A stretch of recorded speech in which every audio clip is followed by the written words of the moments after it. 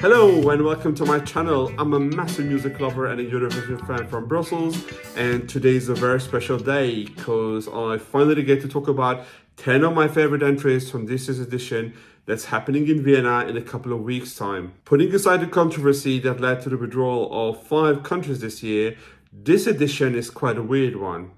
And don't get me wrong, it's still a very good year, probably stronger than last year's, but the gap between my favorite and least favorite songs hasn't been this big before.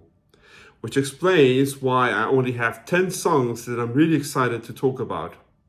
I have to admit that putting these songs in a ranked order wasn't an easy task because I feel like most of them are separated by the smallest of margins when it comes to the quality of the song or the overall enjoyment that they give me. As I go along the list, I'll be talking about why I like each one of them and give a quick prediction on how well I think they might do in the final.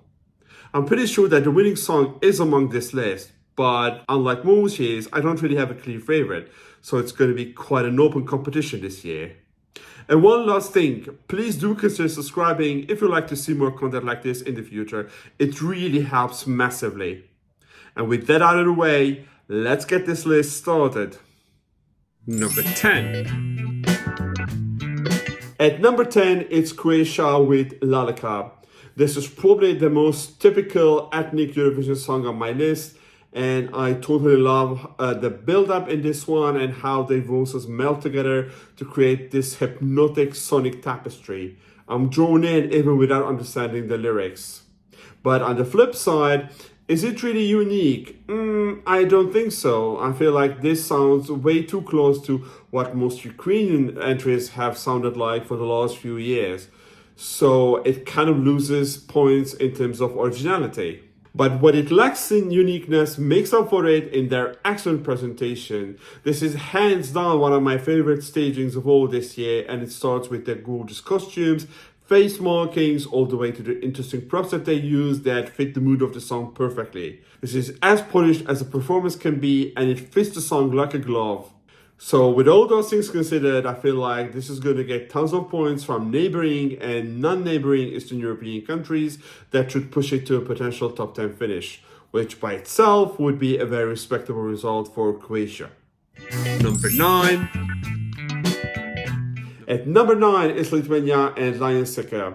This is probably the most unique and artsy entry this year. Instrumentally, compositionally, and musically, it's one hell of an oddball that mixes normal vocals with opera, Lithuanian, English, and Spanish, and that unique and captivating stage presence to top it all.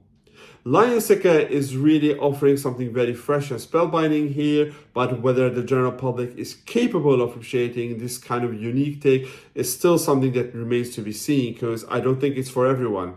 I'm really curious to see how the staging is going to differ from the national finals, but regardless, Ceccah seems to be one hell of a live singer, so plenty of jury votes should be coming his way. That said, it's the public votes that are going to be the determining factor for his final position in the final, considering that he makes it there. It could end up in the top 10 or 15, but regardless, this is forever going to be one of the most memorable songs from this year's competition. Number 8. Number 8 is Norway with Jonas Lovv. So we go from one of the most unique entries this year to a very typical rock song. As someone who grew up on a healthy dose of classic rock from the 70s and some garage rock from the 2000s and onwards, Yeah stands in the middle of a field where you have the White Stripes on one end and Royal Blood on the other. But Jonas truly sells this song with his impressive vocals and charismatic stage persona. He truly feels very comfortable on there and does the song justice with his pure swagger. On the downside, I feel like lyrically the song falls a bit flat because the chorus is nothing but the same word repeated over and over. And that's why it's my number 8 and not any higher. A little bit more meat on the bones, and this could have been a much stronger contender. It's still a very decent shoe for Norway, which hasn't sent any rock entries in recent times, if memory serves me well. Which is quite odd if you consider that Norway is the birthplace for black metal. So besides Scandi Pop, Norway has a very rich rock and metal scene, and this feels like one of the most accessible and sugar-coated variants of rock that the country has to offer. I think it's safe to assume that this will end up in the top 10, but probably in the lower half if it all goes well for Jonas. Number 7. At number 7, it's Czechia with Daniel Žižka. So what can I say about Crossroads? This is one of the few entries this year that really applies the less is more mantra. There's a certain instrumental minimalism here that's designed to highlight Daniel's vocals that are the pillars on which the song stands on. He's got a voice that's a mix between Jeff Buckley and Duncan Lawrence a little bit. It's really haunting and deeply resonates the emotions that the song's trying to portray. But since it's not a mainstream upbeat song, I'm afraid it might not really connect with the larger Eurovision fan base. But that said, he would get a considerable amount of jury votes based on his vocals alone. Czechia's record has been a bit of hit and miss lately at Eurovision. They failed to qualify last year with a song that was really strong in my opinion. I hope this one fares better because it truly deserves it. There's nothing remotely close to the style of Crossroads this year. If all goes well, I can see it reaching the top 10 or the top 15. It's the staging and the live performance that are going to be the biggest determining factors in that regards. Number 6. At number 6, it's Georgia and Bzikebi, who are apparently Eurovision royalty, having won the competition back in 2028. I obviously wasn't aware of them because I wasn't watching the junior competition back in the day, but having seen their winning song from that era, I have to say that this is a massive leap forward for them. And while the quirky dance moves and some of their musical DNA is still here, the overall product is quite a mature and upbeat song. There's a certain cockiness about a song title that's really begging you to play it on repeat, and this could have easily gone into cringe territory, but it just doesn't. And it's mostly because the song is quite progressive and captivating throughout its runtime. It's constantly moving forward and changing, so it always feels fresh and engaging. And yes, you do find yourself playing it on repeat most of the time. I especially love the Georgian ethnic elements and musical scales that sound quite different than the Western ones. And the vocal ad-libs here and there are also a very nice touch. So all in all, this is a very polished and melodic song that just speaks to me. Now, how well it will connect with the voting public is something that remains to be seen. And despite their massive success at the junior competition, Georgia has been struggling a lot lately on the adult stages. Number 5. At number 5, it's France and Monroe.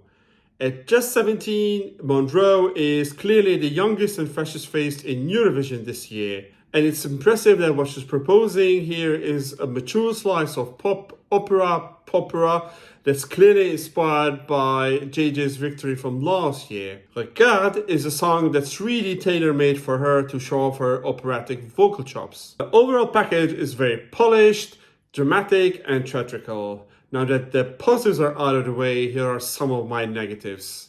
As someone who speaks French, I have to say that I'm not particularly impressed by the lyrics. They seem quite superficial and very much on the nose. And frankly, I think I've had enough of French entries that repeat this title of the song over and over to create melody. We had with Voilà, Maman, and now Regarde. They keep on repeating the same formula over and over again. And with that gripe aside, there's little else that I don't really like here. Having seen several of Monroe's clips online, I think it's really clear that she has the vocal pipes to deliver what is easily the most vocally demanding song from this year's competition. This is a big contender for the win according to a lot of the bookies, and if the stars align well, I think she might just as well do it. And I'll be totally fine with that. It's just that it's my fifth favorite song from this year's competition. And no matter what happens, I don't see it coming outside the top 5 in the final. Number 4. Number 4 is Australia and Delta Goodram. I've known Delta from back in 2003 and even had her debut album Innocent Eyes back then. I always thought of her as a poppier mix between Fiona Apple and Tori Amos. But for some reason, I never really followed her career since. So I was really surprised to find out that she's coming to Eurovision this year. And my surprise grew even bigger when I listened to her song. Eclipse is such a quality tune that keeps her musical DNA, but also caters to the Eurovision format. It's a very catchy song that has a very nice build-up, and that middle section is totally inspired by Tori Amos, who I absolutely love. This is a song that's really hard to fault. A memorable melody that builds towards a nice climax, check. Gorgeous vocals and instrumentals, check. A charismatic singer that knows how to deliver the song live, double check. Seeing how experienced Delta is at this stage in her career, she's bound to give a very polished performance in the final for sure. And I would like to think that she has a decent chances of winning if she gets a good mix of jury and public votes. But even if she ends up in the top 5, I still think that this would be a triumphant performance for Delta and she would finally get the worldwide exposure that she deserved long ago. Number 3. And number 3 is Sweden and Felicia. I've got to say that the very first time I heard My Sister by Felicia, I was really surprised because it sounded very familiar, almost like a song that I've already heard on the radio by now. And although it's an original song, the main hook and beat has got Cascada written all over it. And as good as Felicia's vocals are, this song mostly stands on the strength of its throbbing electro beat. It's a clear throwback to a style that was very popular back in the late 90s and early 2000s. It's the staging and the live version that truly sold me on this one. The Melody Festival performance in the final was so ready for the Eurovision stages already. Love the laser shows and overall visual impact. It's so perfectly staged and choreographed to propel the song. My System is a song that has a big mass appeal, and had it not been Sweden, it would have had a better chance of winning. But is the Eurovision fanbase ready to hand Sweden another victory so soon after Loreen's tattoo? Well, I'm not really sure about that. In the end, it's the public vote that's going to determine where this one lands in the final, and my bet is a solid top 5 no matter what happens. Number 2. Number 2 is Denmark with Søren Torpegaard Lund. This is the second Scandi-pop song on my list and the one that almost made it all the way to the top. For Vivarkiam, that's quite a mouthful if you're not from Scandinavia, sold me on the vibes and the melody alone before I even delved into the lyrics. Søren has one of the very best vocals from this competition and he fully uses it to deliver the song whether you understand the lyrics or not. I can't really pinpoint what is it exactly that really speaks to me about this song, but it has this typical Scandinavian formula that mixes upbeat instrumentals with melancholic vocals. It's this musical yin-yang that really pulls me in.